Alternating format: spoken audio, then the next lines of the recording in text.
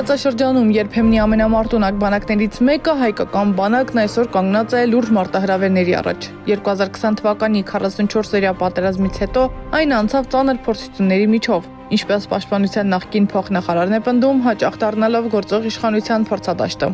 Բարեփոխում որպես այդպեսին չեմ տեսնում եմ փորձարկումներ, բանակի վրա ինչ-որ տարբեր գաղափարներ են փորձարկում, որը բնականաբար չգիտեմ ինչքանով է նպաստում զինված ուժերի առջև դրված խնդիրների լուծելու համար։ Զաքարյանի խոսքով բանակում կան համակարգային, կառավարման, գիտելիքի եւ մարդկային ռեսուրսների խնդիրներ, սակայն դրանք լուծելի են, եթե պետությունը վերաբերվի բանակին ոչ թե որպես բեռի, այլ այն ընկալի որպես պետականության հենասյուն։ 2020 թվականից հետո 2023 թվականից հետո էականորեն փոխվել է մեր անվտանգային համակարգը, էականորեն փոխվել է մեր երկրի պաշտպանական կարողությունները, բացասական իմաստով, նվազելու իմաստով, էականորեն փոխվել է մարտական առաջադրանք կատարելու համար անհրաժեշտ միջոցները, այդ թվում նաև աշխարհագրական,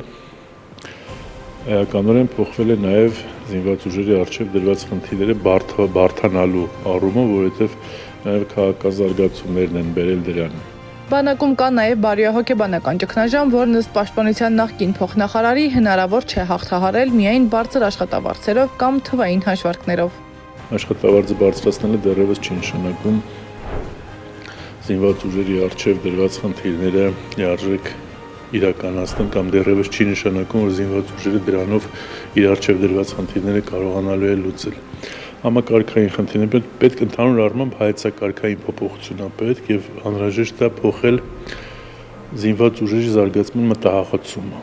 Քաղաքագետները եւս համոզված են հայկական բանակը պատերազմում չի պարտվել։ Պարտվել է քաղաքական ղեկավարությունը սխալ որոշումներով եւ պարտադրված քաղաքականությամբ։ Հայ զինվորը չի պարտվել, պարտվել է միայն այն իշխանությունը, որը մեր բանակին դարձրեց իր քաղաքական սխալների զոհը։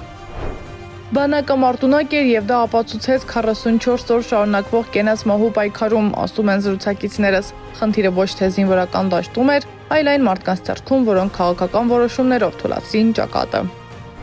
Այս իշխանությունները հետևողական ձևով ու սպասարկելով թշնամական շահերը թույլատրել են Հայաստանի ամբողջ պաշտպանական համակարգը, ընդ որում պաշտպանական համակարգ ասելով նկատի ունեմ ոչ միայն զինված ուժերը, այլ նաև օրինակ ռազմավարական նշանակություն ունեցող մեր տարածքները, մեր ճանապարհները։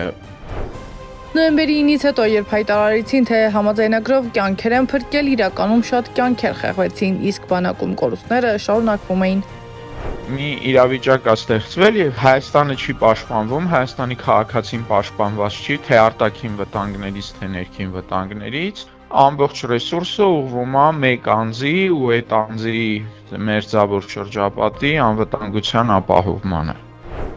2020-ից հետո խոսելով խաղաղության դարաշրջանի մասին, իշխանությունը կրճատում է պաշտպանական բյուջեն եւ պարտադիր զինվորական ծառայության ժամկետը։ Մինչդեռ ռազմական փորձագետների համոզմամբ էսկալացիայի վտանգը չի նվազել, իսկ Հայաստանը կորցրել է ռազմավարական դաշնակիցներին։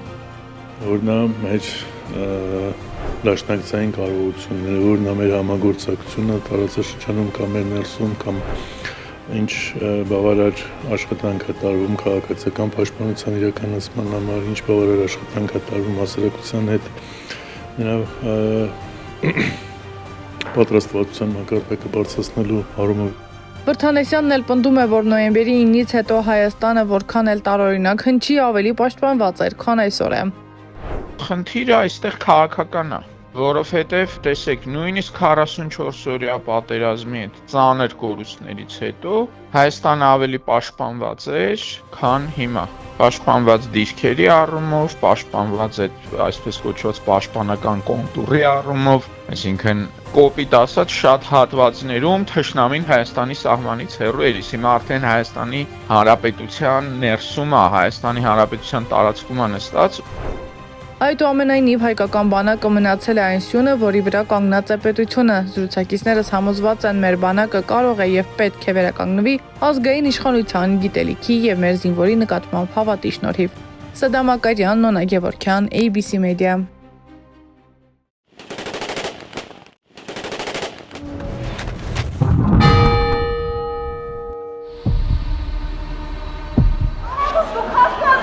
Wait,